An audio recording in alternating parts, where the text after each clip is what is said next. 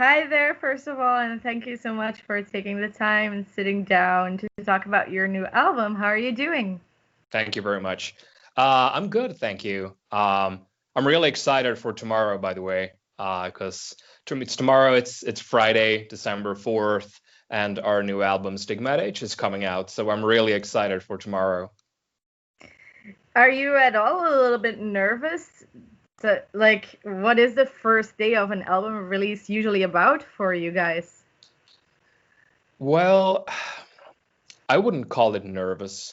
Um, because I've been working on this album, or we have been working on this album for such a long time now, and there's nothing we can do about it right now. So I mean, I'm just excited to get it out there to everyone, and I am definitely sure that I put my heart and soul into this work, and that it's definitely as good as it can be. So I'm pretty confident that it's going to be appreciated, because it has been really appreciated so far regarding the singles which we've released. So no, I'm not really nervous. I'm more excited. It's Yeah. more like a positive vibe. This new album is also the first one with your new singer. What can you tell us about the process of finding a new singer? Where did you meet her and how did you end up picking her to join the band? Yeah, she's a wonderful woman. Her name is Jenny Nord, but in our world we call her the Sister Superior. So the old vocalist, or the former vocalist, left the band, which was a mutual decision between her and me. I think it was about a year ago, approximately.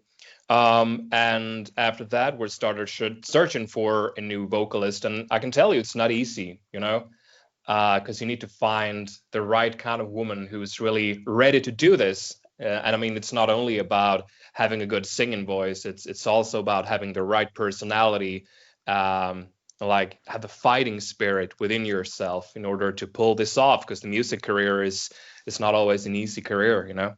But I mean, we she sent us an audition tape where she filmed herself singing, I think it was St. Judas and Are You Happy Now, Fidelio, from our last album, Funeral Sick.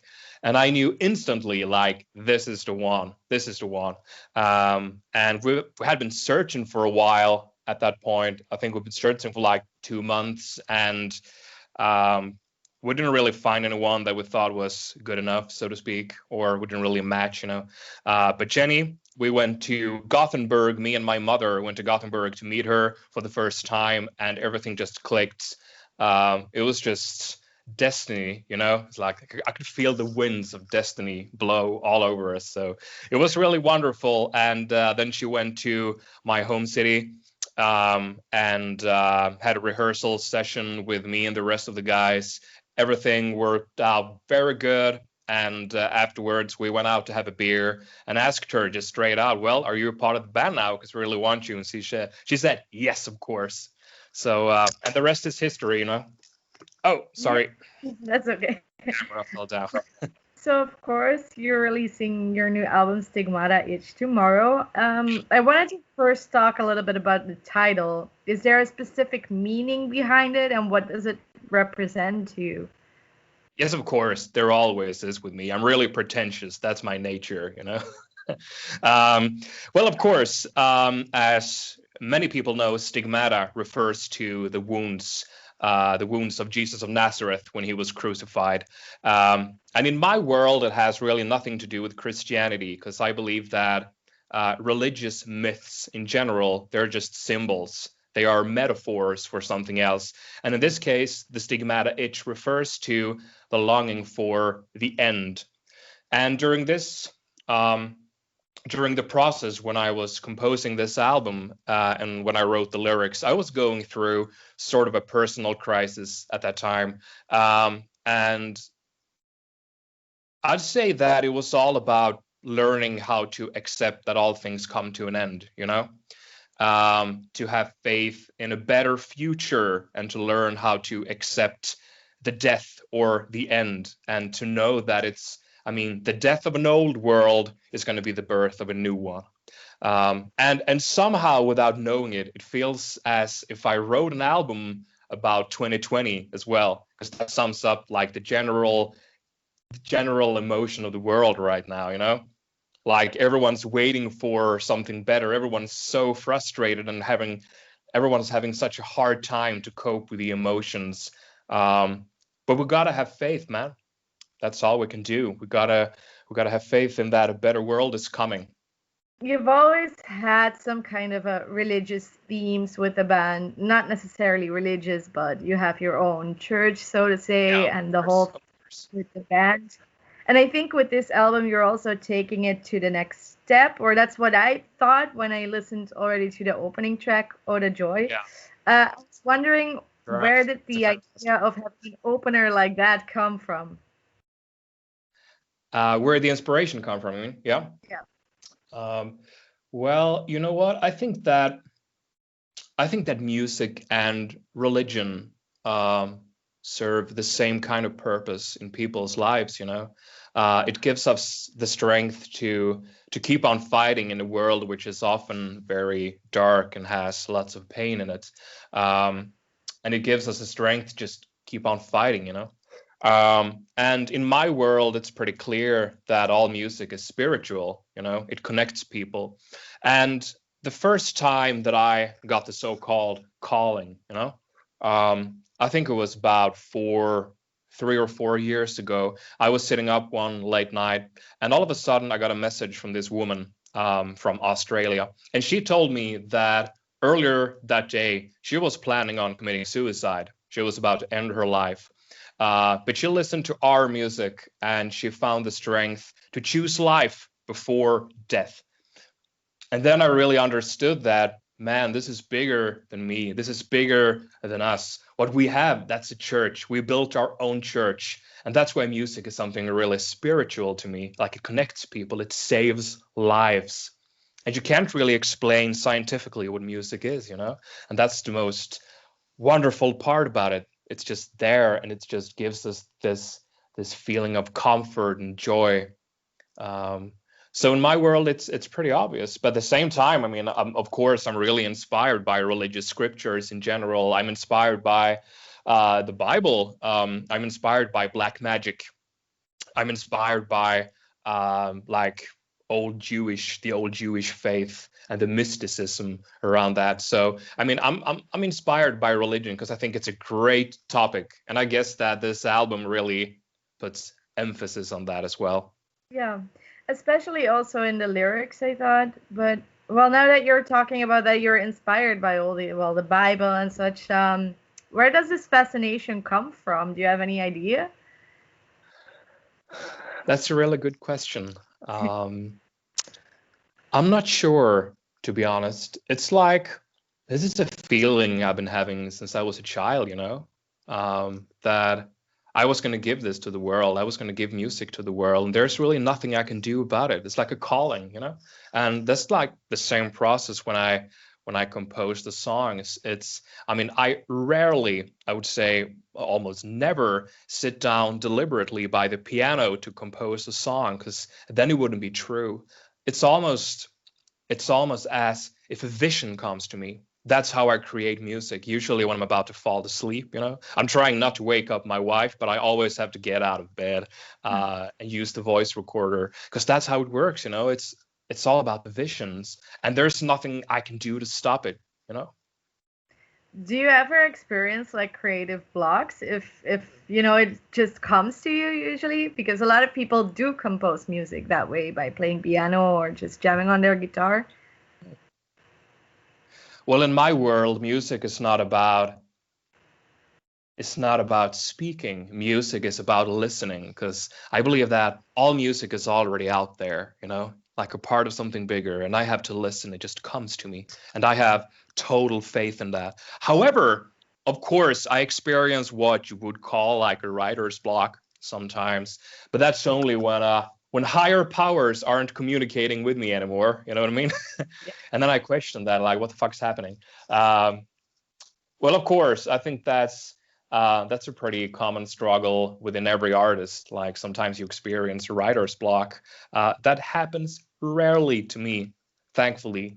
But yes, of course it happens. But I like the theme of Stigmata Itch, I try to accept where I am right now. Okay, I'm feeling like crap right now. I'm going through this really, really tough hardships. But I gotta endure, and have faith that I know that music will come out of me sooner or later. Mhm. So in that sense, I know that you write all the songs and the lyrics. Was Yeah, the writing process similar as what you did for the previous album? I think so. I think that I've been working like this since the beginning, and even earlier than that, when I was a teenager. It's like I say, I mean, music just comes to me. It's like a vision. It feels like there's someone else writing the music, and I'm just a vessel, which this music is channeled through. Um, but I think this process was slightly more emotional, because this album is probably the most personal album I've ever released or I've ever written. Um, and I think everyone can assure that in the band as well. I mean, times were tough, like 1 year ago when I was writing this album, and you can definitely tell that by the lyrics. Even though it's positive, it comes from a really dark past. It's a positive out of the negative, that place which I was in for a long time. So it's more or less my diaries. When you're listening to the music, you're reading my diaries more or less. But I mean, I have no secrets. And I So know it's that there's many people out there who feel just like me, A lot of people yeah. out there who are suffering and find strength in the music. So I want to share that emotion and let people know that you are not alone. I want to give you the strength to survive. I want to give you the gift of music. Is that also why many of your songs actually feel kind of uplifting in a Yeah, way? Okay. exactly. Because music saves. Yeah. That's what it's all about. Music saved me for sure. I mean, when I was younger, I was a very angry, desperate, and lost man. And without music, I don't know where I would have been today. I'd probably be in prison or dead by now. So I want to pass that gift on. Music saved me, so I think that music can save you as well. Because I know that you're not alone. I know that you think you're alone out there, but you are not alone. And I want you all to know that. Now, we talked once before at Rockfest, and we talked Yeah. about how you were inspired by Eurodance. But I was wondering if there, this time around, were some other musical things that you may have been inspired. Well, as I usually say, I mean, I listen to such a vast range of different genres that it's almost impossible to just name one. I mean, on the same day, I can listen to Aqua and ABBA, and even The Weeknd, which is a great artist, by the way. And after that, I just put on Behemoth or the latest Nyla record, if you know about those guys, American death metal with Egyptian theme, and they're awesome. Their latest album is just a killer. Um, so, I mean, in my world, it's all the same. I can't really point out a specific artist which I've been listening to right now for a long time. But I mean, take a song like "Oh the Joy." That's pretty much gospel music, right? So That's how far I can stretch. I can listen to gospel music. I can listen to country music. I can listen to pretty much everything, and that's the strength of RTR as well, right? That that that I tear down all walls in between genres. There are no walls in my world. I'm inspired by everything. The reason I also asked is because in I Bring the Light, I had a little bit of a Nintendo gaming console vibe to it. You Is know there what? any I about that said the that's same correct? thing, actually. She's an old gamer as well. And you know what? I have to admit, I'm a big gamer as well. I love to play games. And I'm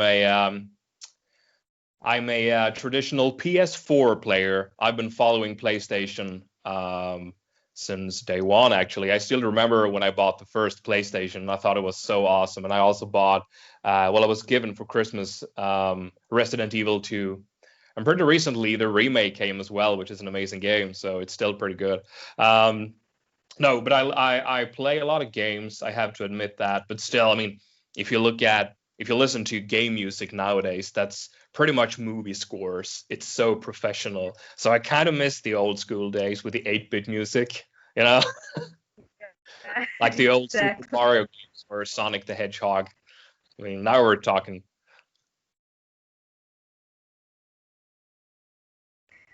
Do you feel, if you compare this release to your previously release, do you feel that there are musically a lot of differences? And then taking out the equation that you have a new singer, of course. Yeah, of course. Well, I think that the core of RTR remains the same. Like we are this modern hybrid of metal music, electronic music, and symphonic music, and there's also really catchy choruses. So I guess there's some pop music in there as well, which I think we all can agree on. Um, but I think that, I mean, Funeral Sick, the latest album, and Stigmata Itch, they have a lot in common, but at the same time, I think that Stigmata Itch puts slightly more focus on the symphonic and the melodic elements with really strong choruses. So I guess there's a little bit more pop music. It's a bit catchier than the last album. I don't know if you agree, but that's what I think when I listen to both albums. Um, Even though I'm not really objective, because I mean I wrote it all, so it's really hard for me to tell what's this and what's that. It's all one big chaos within my head. Um, but no, I think it's slightly more melodic. Now we're currently, of course, in the pandemic situation, which is something new for everyone. But how was your experience releasing an album in times like these? Because I presume it's a little bit different too. Yeah, I mean it's what it is, you know. I think that of course, it's sad that we won't be able for like at least maybe another year, be able to tour with this album and perform these songs live, because that's part of the process. You write an album, you produce an album, you release the album, and then you tour with the album to see the crowd's reaction, to like learn how to maybe evolve out of that, judging by the reaction from the audience. And that's pretty sad. But at the same time, I mean, we're pretty big when it comes to streaming.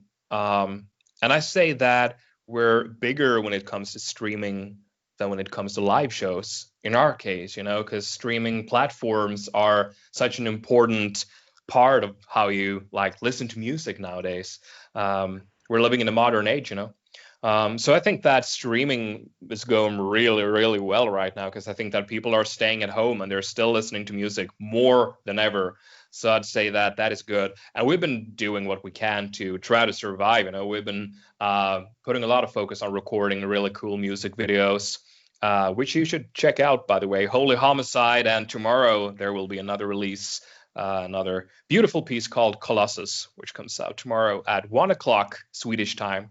But I mean, we've been taking a lot of photos as well, just trying to stay active, try to hang out as much as possible, as long as we still like respect the guidelines from the Swedish government, of course. But I mean, we do what we can. It's all about accepting. There's nothing we can do about it. We just gotta have faith in a better future and just accept things the way things are right now. Are you planning to do any live streaming concerts, or things like that for fans who want to see the album live at some point? Yeah, I definitely think so. And we're actually planning on doing it in the city where I live, which is Kalmar, and it's located on the southeastern part of Sweden.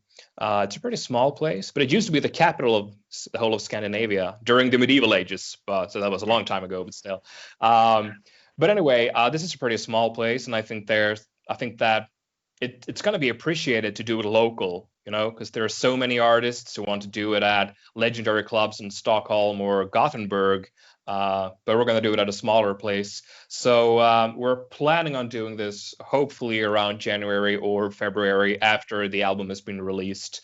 Probably not that long, maybe just half an hour or something like that, but still we want to give our fans something, to let them know that we're still out there and we're preparing a live show for you, which we will take on tour as fast as possible. We're so anxious about that. We want to get out there. We want to do this. There's so much bottled up energy just waiting to be released. It's frustrating. I can tell you that.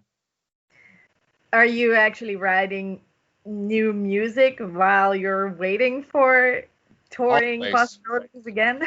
Always. There is a constant stream in my head when I don't have a writer's block, which I don't at the moment, which is great. So no, I'm working on the new album, of course. Or, I wouldn't say I'm working on the new album because it's so abstract still, but there's always music coming to me, and I keep on producing music. So sooner or later, I just realized that, wow, okay, I do have another album, Yeah. So, if we're really, really unlucky, there might be 2 albums out to tour once we're allowed to go on tour again, And another artist colleague of mine said the same thing. Like, we just released an album and we can't go on tour with the album. So maybe tours will start again in like 2022. So by then we'll have 2 albums out. So that's going to be a lot of new music for the audience. But I guess it's a good thing, right? Yeah, exactly. Anyhow, I think that's it for my questions. Do you have any last thoughts you want to share with people watching this? Well, of course, tomorrow is the release day, which is December 4th. And when this comes out, I guess it's going to be a couple of days ago. So please check out our new album, Stigmata Itch. It's a great, energetic, high-octane industrial metal, symphonic metal piece, which is just great. And check out our music videos, Holy Homocide and Colossus, which comes tomorrow. So finally, thank you very much for this interview. All hail the Church of RTR, and stay safe.